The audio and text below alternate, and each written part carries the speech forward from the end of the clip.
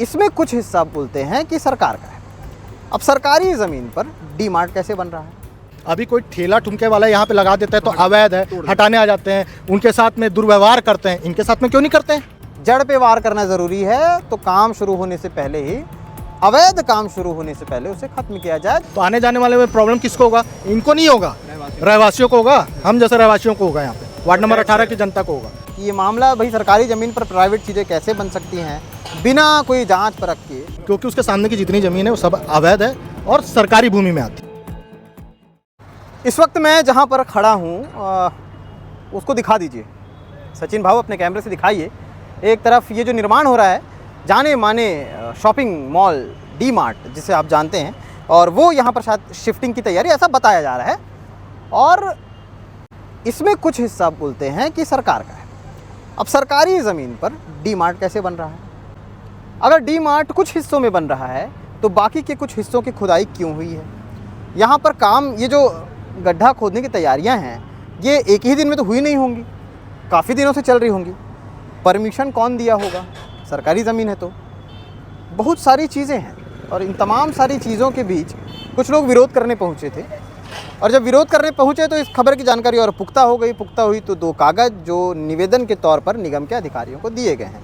तमाम कागज़ों के साथ आए हुए उन युवाओं से बात करते हैं और उन्हीं से जानते हैं कि वो यहाँ आए क्यों हैं। जैसा उन्होंने बताया कि ये मामला भाई सरकारी ज़मीन पर प्राइवेट चीज़ें कैसे बन सकती हैं बिना कोई जांच परख के।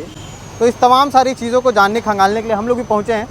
तो यहाँ ये डी मार्ट बन रहा है और वहाँ वो चल रहा है विरोध, और वहाँ जा कर के बात करते हैं, उनसे जानते हैं क्या भैया विरोध एक्चुअल में किस चीज़ का है और क्यों है। चलिए ठीक है भाई, पूरा मामला पहले समझाओ कि क्या है और क्यों विरोध कर रहे हो। देखिए भैया, मामला ये है कि ये जो अभी यहाँ पे डी मार्ट का निर्माण चल रहा है, ऐसा हमको यहाँ पे पता चला। मैं खुद वार्ड नंबर 18 का रहवासी हूँ।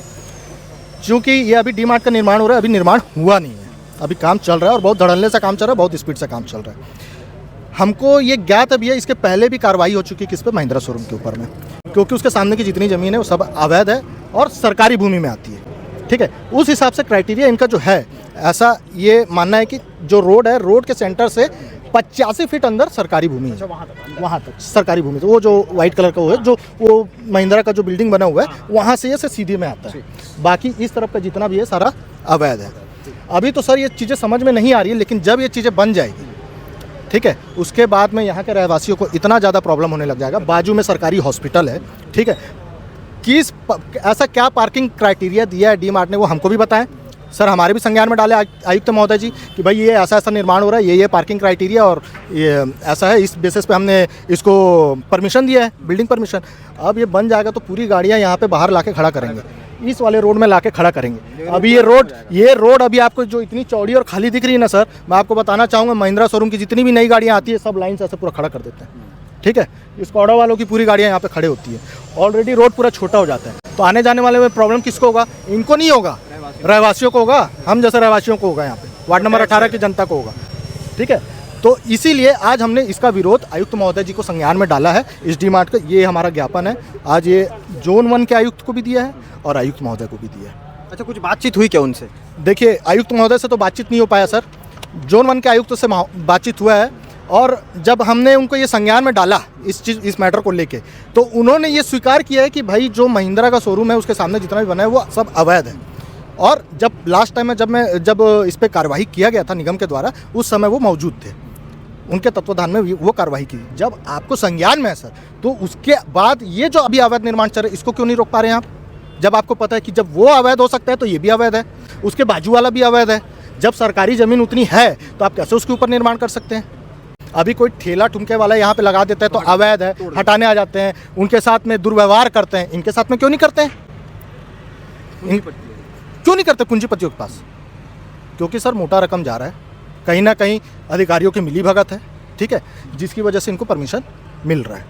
भिलाई में कई ऐसी जगहें हैं जहाँ पर विरोध नहीं हुआ और बिल्डिंगें तन गई, है ना। लेकिन क्या लग रहा है इसमें कि जो विरोध चल रहा है अभी से, ये भी बन जाएगा ना, इसके बाद मैं ये खाली कागज ऐसे लेते घूमूंगा और ये किस रद्दी में डालेंगे आयुक्त महोदय जी और उनके अधिकारी, वो ना आपको पता चलेगा ना मेरे को पता चलेगा। ये सिर्फ कागज ऐसे लेते घूम जाऊंगा मैं।